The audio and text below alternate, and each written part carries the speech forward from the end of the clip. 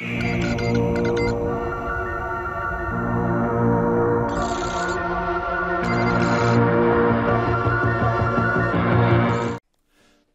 les amis, j'espère que vous allez bien. Aujourd'hui on se retrouve pour une nouvelle vidéo sur ma chaîne YouTube, puisque aujourd'hui je vais vous apprendre, ou vous réapprendre, ou vous expliquer tout simplement ce qu'est une sous-couche et à quoi ça sert. Alors tout d'abord, une sous-couche c'est quoi? Eh bien la sous-couche c'est une peinture appelée sous-couche primaire ou encore peinture d'après, souvent plus liquide qu'une peinture. Elle est enrichie avec des composants lui permettant d'uniformiser le support et de le bloquer afin qu'il ne boive pas votre peinture de finition et d'adhérer parfaitement, même sur des supports comme le fer, le plastique, avec des primaires d'accroche spéciaux. La sous-couche est en général blanche, mais peut être également teintée afin d'obtenir de belles couleurs avec la peinture derrière, surtout dans le cadre de teintes très fortes. Elle s'applique en première couche après avoir fini de préparer votre support, rebouchage de fissures, lissage éventuel avec un enduit de ponçage et avant d'attaquer vos couches de peinture. Voilà, tout simplement. Alors, techniquement, qu'est-ce que c'est? C'est une teinte, c'est une peinture qui a été traitée spécialement pour pouvoir éviter à votre support, donc notamment la figurine ou le bois ou autre, de boire la peinture que vous allez poser. En gros, ça va éviter que votre support n'absorbe la peinture que vous allez y mettre. Alors, c'est tout à fait normal, hein. Il existe plusieurs teintes plusieurs sous-couches, notamment chez Games Workshop qui en ont sorti pas mal. Donc on a le noir, le blanc, le gris, le Weathersbone et le grès cire. Alors, j'ai volontairement pas annoncé les autres puisque techniquement ce ne sont pas des sous-couches primaires.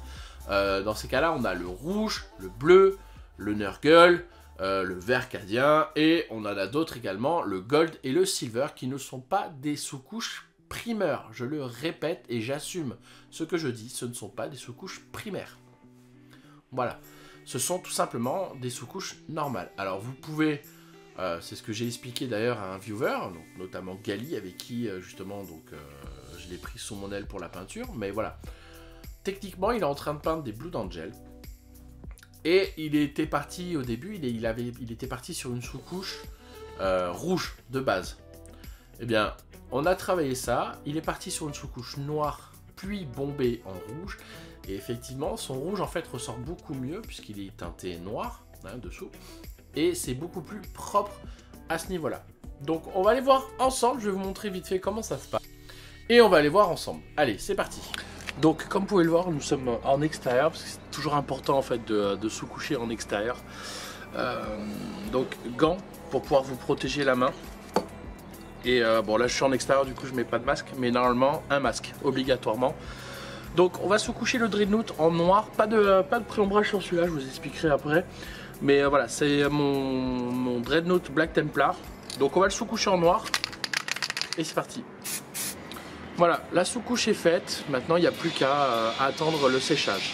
Donc maintenant je vais vous présenter un petit produit qui est sympa, puisqu'on trouve ça chez Games Workshop. C'est un pistolet, une poignée en fait à sous-couche, et très utile puisque là la figurine ne bouge pas. Donc c'est une figurine de chez French Forge 3D, Célestou qui m'a fait un petit cadeau pour Noël.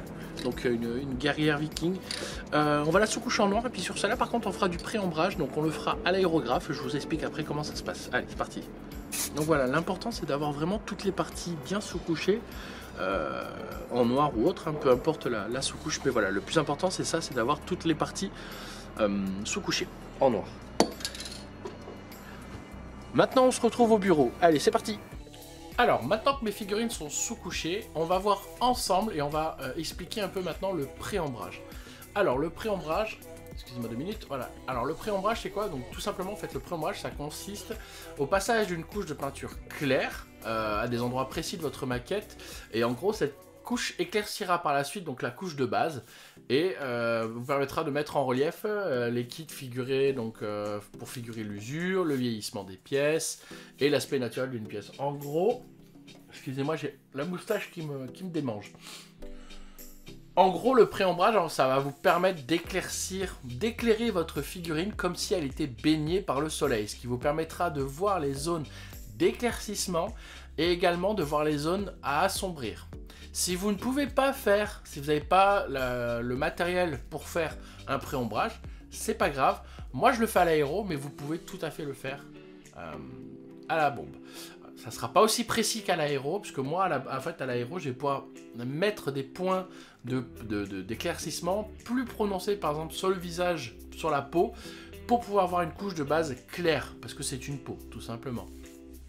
Et voilà, on en est là. Donc voilà à quoi sert le pré-ombrage, à mettre en valeur tout simplement vos reliefs et également les parties baignées par la lumière. Donc on va passer maintenant au reste et on se retrouve juste après.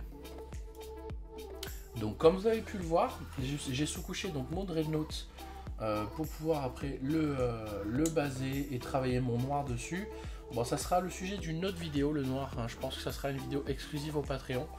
Mais voilà, donc la sous-couche sur mon Dreadnought a été faite et elle est plutôt lisse puisqu'on n'a aucun accro, aucun grumeau et vraiment rien de plus là-dessus. Pour moi, la sous-couche est bien faite. J'aime bien garder les zones voilà, articulées. Donc voilà, ça c'est fait, on n'en parle plus, on n'y touche plus, on garde, on laisse comme c'est. Surtout, on n'y touche plus. Et voilà notre petite viking qui aura le droit à son pré-ombrage. Donc comme vous avez vu, j'ai installé mon kit pour éviter de salir mon atelier. Donc voilà, la petite viking qui aura le droit à son pré-ombrage. Alors, tout simplement, je vais vous expliquer où je vais mettre mes lumières. C'est-à-dire que ma lumière, moi, va taper donc en zénithal. Tout simplement du dessus. Et on va accentuer bien sûr la lumière au niveau du visage, au niveau des nénés, de la main et aussi au niveau du bouclier, donc cette partie là et l'épée.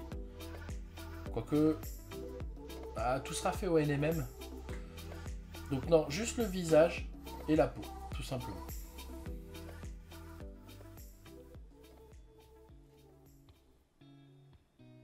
Elle a quoi? Elle a une veste? J'ai du mal à voir la sculpture, ça me fait pas. Elle a une veste, ouais, elle a. Je sais pas, ouais, elle a une veste. Ok, donc juste le visage en fait, les mains et les nénés. Voilà.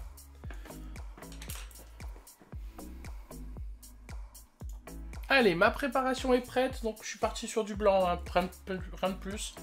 Et on va passer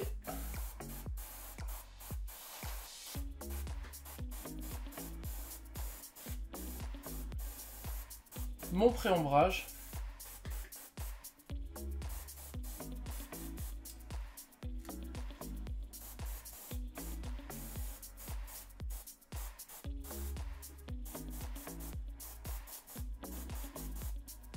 Donc comme j'ai expliqué, je vais m'appliquer sur le visage.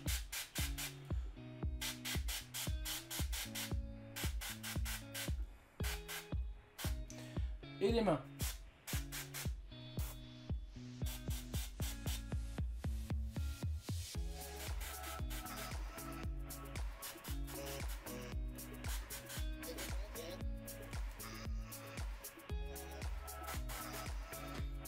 Voilà.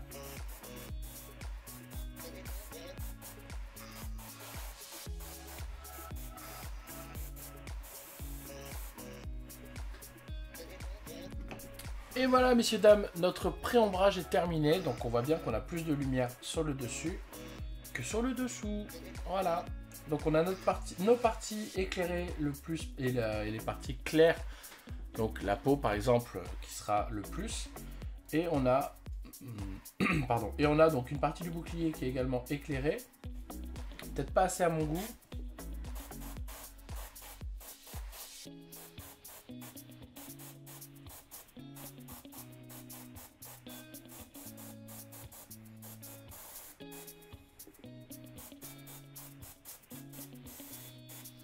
Voilà. Et en fait, en haut, ça va être limite, par-dessus, ça va être limite blanc. Et par-dessous, ça va être limite noir.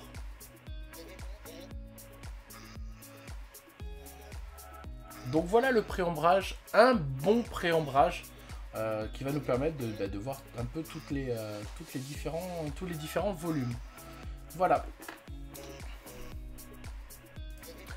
Et voilà les amis, c'était une vidéo tuto sur la sous-couche et le pré-ombrage. J'espère que ça vous a plu. N'hésitez pas à vous abonner si vous ne l'êtes pas. Et à lâcher un petit follow, ça fait toujours plaisir également à partager. Moi, je vous embrasse tous bien fort. On se retrouve tous les soirs en live, sauf le dimanche. Voilà, sur Twitch. Le lien est dans la description. Et je vous dis à une prochaine fois. Ciao, ciao!